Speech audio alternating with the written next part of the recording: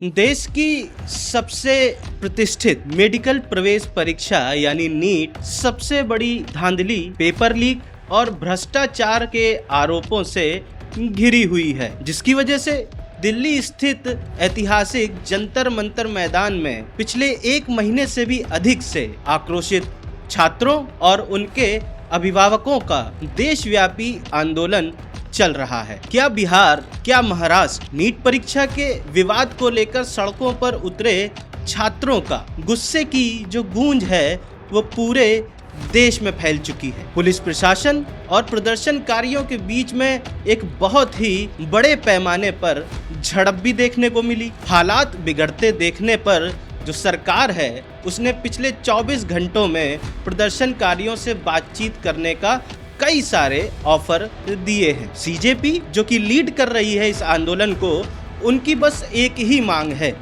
कि भैया हमको धर्मेंद्र प्रधान का इस्तीफा चाहिए। कुछ वीडियो में हमने यहाँ तक देखा है कि धर्मेंद्र प्रधान से आगे बढ़कर कुछ लोग अब प्रधानमंत्री मोदी का भी इस्तीफा मांगने लगे हैं। पर इससे रिलेटेड कई सारे वीडियो, कई सारी खबरें आप लोगों ने पढ़ रखी हो, लेकिन यहाँ पर जिस टॉपिक पे आज हमने ये वीडियो बनाया है उसको अच्छे से समझने के लिए थोड़ा हमको रिवाइज करना पड़ेगा कि आखिर शुरुआत से लेकर ये जो बीज उपजा है इसकी शुरुआत कैसे हुई। तो चलिए थोड़ा रिवीजन कर लेते हैं। अभिजीत दीपके जो कि अमेरिका से अपने देश को बचाने के लिए भारत वापस आए, तारीख थी 6 जून 2026। अब ये डिबेटेबल चीज हो जाती है कि दीपके साहब को अमेरिका ने भगाया या वो अपने मन से आए, इसकी अभी पूरी तरह पुष्टि नहीं हुई है, लेकिन हाँ दिखाने के लिए,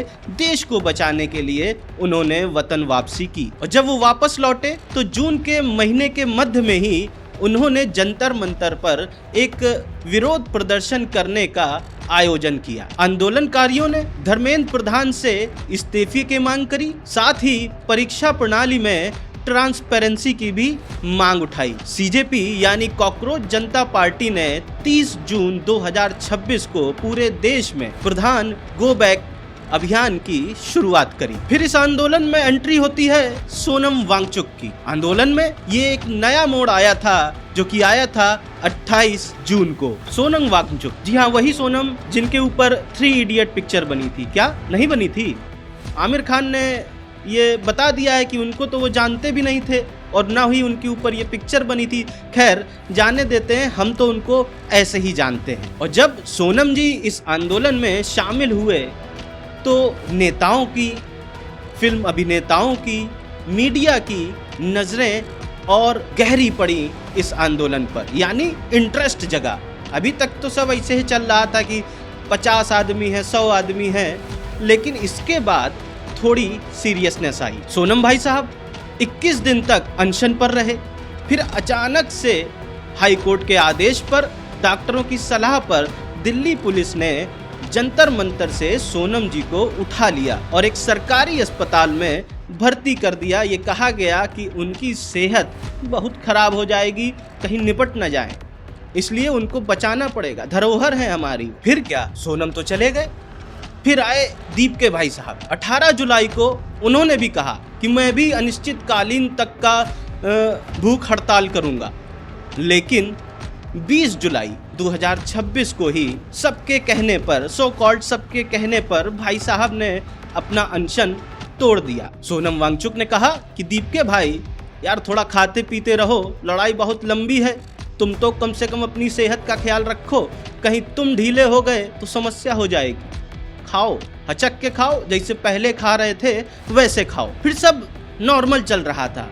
सीजेपी वालों को मजा नहीं आ रही थी, सोचा कुछ अलग किया जाए, दिमाग लगाया तो एक बहुत बढ़िया आइडिया आया, संसद चलो मार्च। 20 जुलाई 2026 को सीजेपी वालों ने संसद घेरने का ऐलान किया, संसद चलो मार्च निकाला। सेंट्रल दिल्ली और संसद मार्ग में जो बैरिकेटिंग लगी थी उसको तोड़कर आगे बढ़ने लगे ये प्रदर्शनकारी। फिर होना क्या था, पुलिस का भी माथा सनक गया। पुलिस ने जो है आंसू गैस लठ बजाए कस के, जिसमें बहुत सारे सीजेपी के जो प्रदर्शनकारी थे उनको चोट लगी। बताया तो ये भी जा रहा है कुछ लड़कियों को भी अभद्र तरीके से मारा गया, गलत जगह छुआ गया।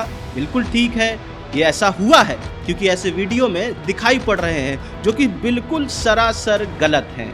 लेकिन कोई ये बात क्यों नहीं कर रहा है कि उन्हीं प्रदर्शनकारियों ने पुलिस वालों को भी तो हचक के पेला है। उनके दर्द को कौन समझेगा, उनकी आवाज कौन उठाएगा। एक लड़की जिसके पीछे एक पुलिस वाला चल रहा है, एज ए गार्ड चल रहा है, वो लड़की कह रही है कि ये देखो पीछे एक चू आ रहा है। और यही पुलिस वाला अगर उस लड़की को वहां पर कुछ कह देता, मार देता, तो लोग यही कहते ना कि लड़की के ऊपर बदतमीजी की गई।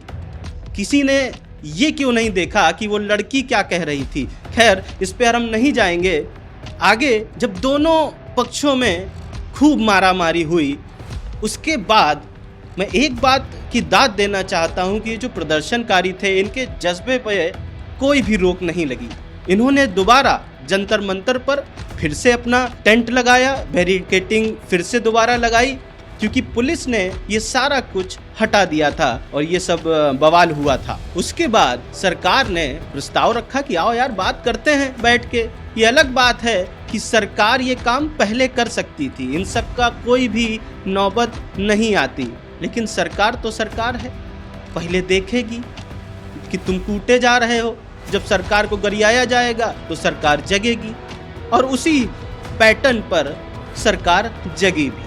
और अब सोनम वांगचुक का अनशन भी तोड़ दिया गया है। मोदी जी ने एक सेल्फी वाला जो है एक अलग तरह का वीडियो भी लाया है जो कि इंस्टाग्राम रील फॉर्मेट में है। भाइयों बहनों की जगह फ्रेंड्स कहते हुए नजर आए हैं। अच्छी कोशिश है मोदी जी आपकी इस ट्रांसफॉर्मेशन की, उस पर हम बाद में आएंगे। लेकिन ये सब हुआ क्यों दोस्तों? मिलियन डॉलर सवाल ये है कि आखिर ये सब क्यों हुआ। ये इसीलिए हुआ ना क्योंकि सीजेपी या प्रदर्शनकारियों को धर्मेंद्र प्रधान का इस्तीफा चाहिए था। अब इस्तीफा क्यों जरूरी था? हम अपने मेन मुद्दे पर आते हैं कि आखिर इस्तीफा क्यों जरूरी था। पर उससे पहले दोस्तों, हमारा व्हाट्सएप चैनल है, हमारी आप ताकत बनेंगे तो हमारा और हौसला बढ़ेगा। इसीलिए मैं बार बार कहता हूं कि व्हाट्सएप चैनल है, अगर आप उससे जुड़ जाएंगे तो हम आप तक जल्दी पहुंच जाया करेंगे। हमारे वीडियोस, बाकी खबरें आप तक जल्दी पहुंच जाएंगी, जिससे हमारा आपका रिश्ता और मजबूत होगा। तो मैं था कि ये इस्तीफा जरूरी क्यों। तो आज मैं आपको ये समझाऊंगा दो कहानियों के साथ। पहली कहानी कुछ इस प्रकार है। ये मोहतरमा की जो आप फोटो देख रहे हैं, ये लुइस हैग हैं, इंग्लैंड में रहती हैं। 2012-13 में इनके साथ एक गजब ट्रेजेडी हुई। इनका किसी ने बटुआ जो है वो चोरी कर लिया था। इन्होंने घर जाकर सामान की लिस्ट बनाई कि कौन कौन सा सामान इनका चोरी हुआ था। लिस्ट बनाकर ये पुलिस थाने गई और रिपोर्ट दर्ज करवाई। और इस रिपोर्ट में ये भी दर्ज था कि उनका मोबाइल भी चोरी हो गया है। लिहाजा मोबाइल कंपनी ने मोहतरमा को एक नया बिल्कुल न्यू ब्रांड फोन भी दे दिया। आंटी खुशी खुशी घर भी आ गई। यहीं पर बात खत्म होती है, लेकिन नहीं। एक रोज ये कुछ काम कर रही थी, कुछ ढूंढ रही थी, तो इन्होंने अपना एक ड्रॉर खोला। और ड्रॉर जब खोला तो उसमें देखा कि ये जो चोरी हुआ मोबाइल था ये उसी ड्रॉर में पड़ा हुआ था। मतलब जो फोन FIR में इन्होंने दर्ज करवाया था कि खो गया है, वो फोन खोया नहीं था। इन्होंने फोन को ऑन किया और जैसे ही फोन ऑन हुआ, मोबाइल कंपनी को पता चल गया कि लोकेशन कहाँ की है, कहाँ पर फोन ऑन किया गया है। मैडम पर फ्रॉड का मुकदमा दर्ज हो गया। खैर, इन्होंने ईमानदारी से ये मान भी लिया कि हाँ भैया ये मेरी गलती थी। अदालत ने भी कहा ओके, गलती मान ली है, बहुत बड़ी बात है। लड़की की इंटेंशन नहीं थी फ्रॉड करने की, और हो भी नहीं सकती है क्योंकि लड़की पैसे वाली थी। अदालत ने कहा चलो जुर्माना दो और तुमको माफ कर देते हैं। 2014 में ये मामला रफा दफा हो गया। लेकिन फिर यहीं से एक दिलचस्प मोड़ आता है। 2015 में ये पॉलिटिक्स में आती हैं और आते ही जीत भी जाती हैं और फिर लगातार जीतती जाती हैं 2024 तक। 2024 में इनको वहां के प्रधानमंत्री या प्रधान मिनिस्टर ने एक बहुत ही इम्पोर्टेंट पोर्टफोलियो दिया, ट्रांसपोर्ट मिनिस्टर का, और उस मिनिस्ट्री में ये बहुत बढ़िया काम कर रही थी। लेकिन पता नहीं कहां से ये खबर उड़ गई कि 10 साल पहले आंटी पर फ्रॉड का केस लग चुका है। मैडम ने समझाया कि देखो भाई ये पुराना केस है और मामला रफा दफा हो गया था, जज साहब ने भी क्लीन चिट दे दी थी, तुम लोग क्यों बवाल मचा रहे। पर लोग कहाँ मानने वाले थे, सड़क पर उतर आए, कहने लगे कि जिस महिला पर फ्रॉड का केस लगा हो उसको इतनी इम्पोर्टेंट मिनिस्ट्री कैसे दे सकते हो आप लोग। बात बढ़ी, लेकिन उससे पहले ही नैतिक आधार पर मैडम लुइस ने अपना इस्तीफा दे दिया और इस्तीफा जब हो गया तो लोग चुपचाप अपने घर चले गए। अभी 20 जुलाई को, जिस रोज हमारी दिल्ली में लठ गुम्मे चल रहे थे, यूके में एक नया प्रधान मिनिस्टर चुना गया और उन्होंने वापस मैडम लुइस को कैबिनेट में फर्स्ट सेक्रेटरी के रूप में पद पर वापस बुला लिया। यानी पूरे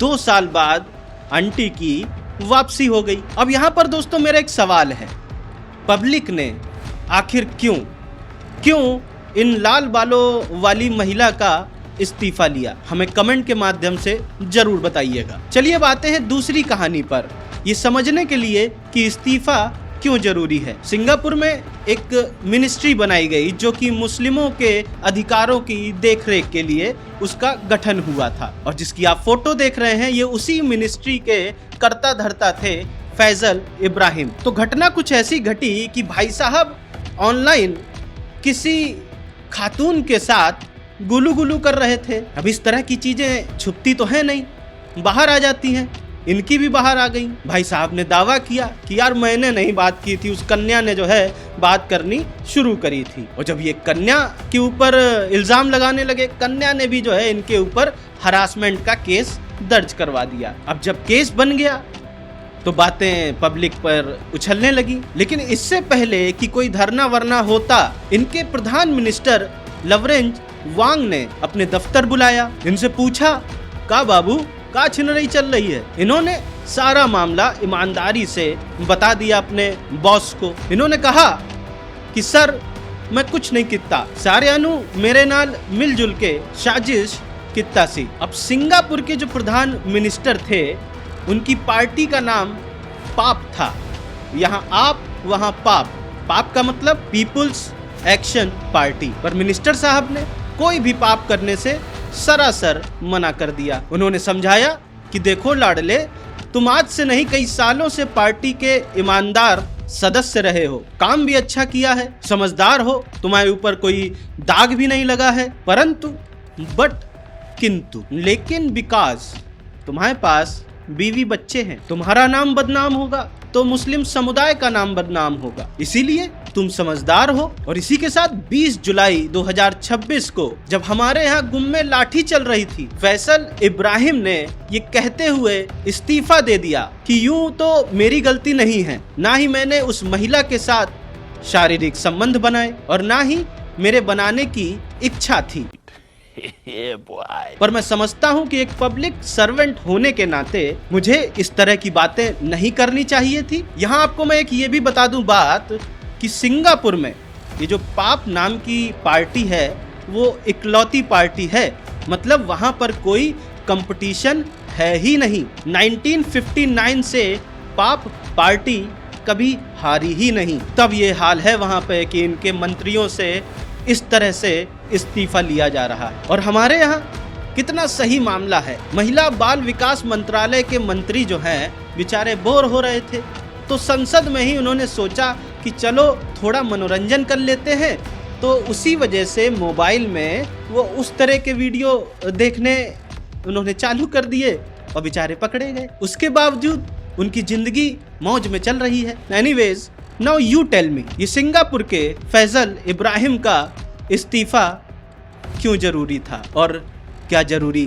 था, इसका हमें कमेंट में आप हमें जवाब जरूर दीजिएगा। अब आते हैं मोदी जी के एक अनोखे वीडियो पर। कल मोदी जी ने सोचा वीडियो बनाते हैं। उन्होंने इस वीडियो में कहा कि जो हुआ बहुत दुखद है, दोषियों पर कड़ी कार्रवाई हुई और आगे भी होती रहेगी। मोदी जी ने कहा कि हमने सोचा बच्चों का साल का बर्बाद ना हो, इसीलिए हमने जल्दी से फिर से नीट की परीक्षा करवाई और अब तो परिणाम भी आ चुका है, लेकिन हम इतने से खुश होने वाले नहीं हैं। हमने फास्ट ट्रैक सुनवाई के लिए आदेश दिया है, बहुत मेहनत के बाद मसौदा भी तैयार हो गया है और हम कल इस पर कैबिनेट में चर्चा भी करेंगे। इसको फाइनल करके सोमवार को संसद में लेकर आएंगे और जितनी जल्दी हो सके इसे पास भी कराएंगे। और सच कहूं तो मुझे पूरी उम्मीद है कि अब कोई ना कोई बड़ा एक्शन होगा। लेकिन मोदी जी, मैं एक आपसे रिक्वेस्ट करना चाहता हूं कि अब आगे से जब भी आप कोई सेल्फी कैमरा से वीडियो बनाएं तो कैमरा